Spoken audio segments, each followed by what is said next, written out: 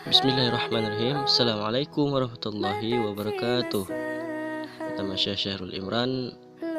Saya berasal dari Prodi Manajemen Dakwah semester 5 kelas A. Baik, di sini saya akan menjelaskan daripada COVID-19 dan sosial ekonomi yang ada di Indonesia. Semenjak COVID-19 meningkat di Indonesia, banyak masalah sosial yang muncul di tengah masyarakat. Hal itu disebabkan oleh menurunnya SDM, sektor perusahaan, serta mata rantai ekonomi yang banyak terputus akibat COVID-19. Sehingga banyak masalah sosial yang terjadi di tengah masyarakat. Nah, lalu apa saja masalah sosial ekonomi yang terjadi akibat COVID-19? Yang pertama yaitu kelangkaan barang.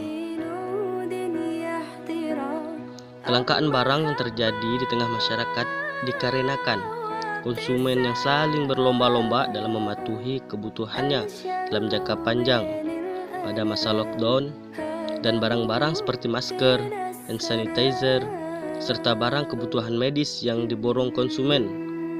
Bahkan Eni Sri Hartanti, Direktur Eksekutif Institute for Development of Economics and Finance, mengatakan bahwa perilaku panik buying yang disebabkan oleh faktor psikologis terjadi akibat informasi tidak sempurna atau menyeluruh yang diterima oleh masyarakat.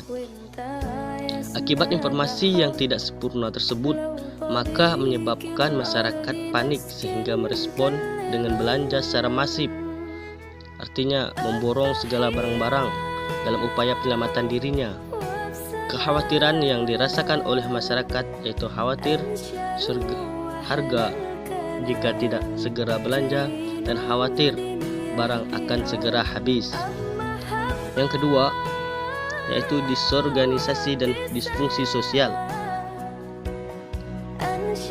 Munculnya sikap diskriminatif dikarenakan masyarakat yang saling menjaga jarak saat berinteraksi dengan satu sama lainnya, menghindari daripada salaman, menghindari daripada perkumpulan, dan lain-lain. Sehingga disorganisasi sosial. COVID-19 juga menyebabkan disfungsi sosial, yang mana disfungsi sosial yang terjadi yaitu ketika seseorang tidak mampu menjalankan fungsi sosialnya yang sesuai dengan status sosial akibat rasa takut terhadap COVID-19, seperti halnya sikap masyarakat yang mulai membatasi jarak dengan orang lain serta tidak mau menolong orang lain karena khawatir tertular daripada COVID-19.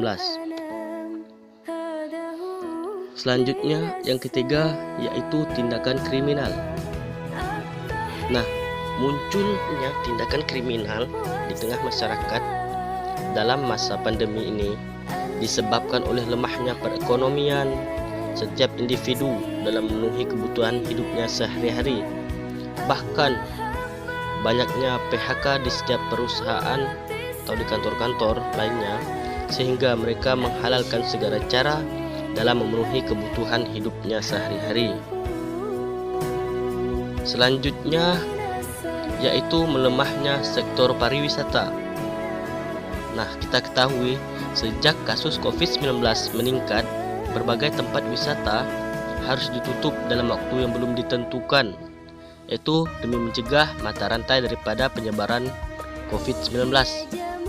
Dengan ditutupnya berbagai tempat wisata, otomatis akan mempengaruhi pada pendapatan daerah dan khususnya pendapatan masyarakat. Selain itu, penutupan tempat wisata juga berpengaruh pada prakerja yang juga mengandalkan pemasukannya dari sektor pariwisata. Terutama kita ketahui pekerja sektor informal yang penghasilannya tidak tetap.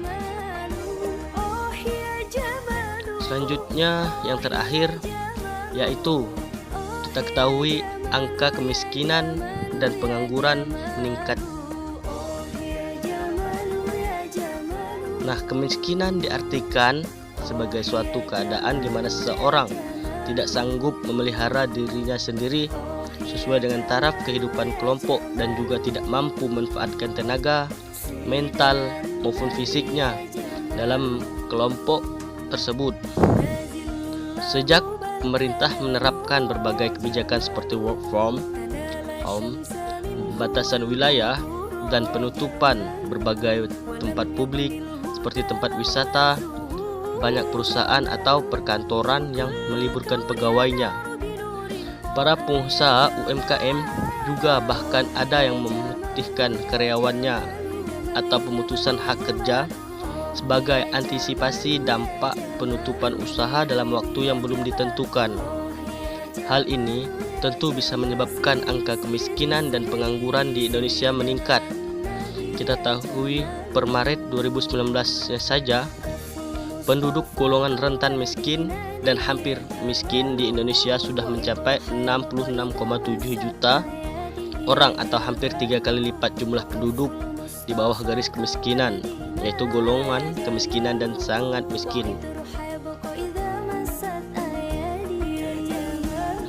Jadi, melihat kondisi sosial dan ekonomi di Indonesia yang harus tidak terkontrol lagi, mulai dari